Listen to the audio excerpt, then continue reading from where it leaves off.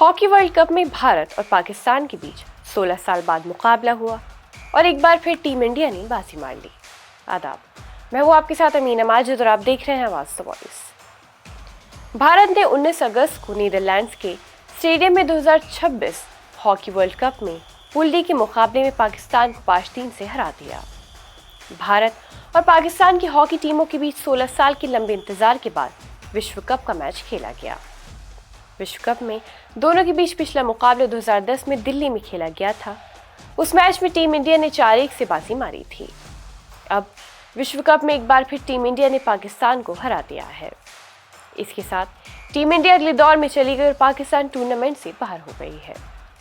Match की शुरुआत से ही भारत ने दबदबा बनाए रखा।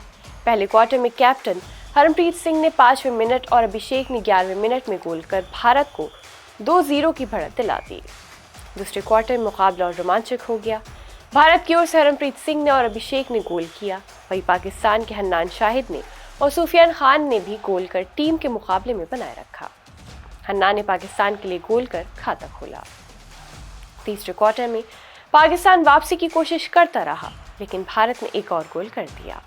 वहीं आखिरी क्वार्टर में पाकिस्तान की ओर से अपना दूसरा गोल किया गया और स्कोर 5-3 हो गया। हालांकि तब तक काफी देर हो चुकी थी। भारत ने मैच पर अपनी पकड़ बनाए रखी और जीत हासिल कर ली।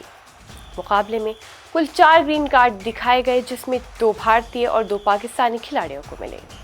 भारत के आदित्य अर्जुन को एक येलो कार्ड भी मिला और जीत के साथ भारत ने पूल डी में 3 मैचों में 2 जीत और 6 अंक हासिल कर अगले दौर में जगह बनाई।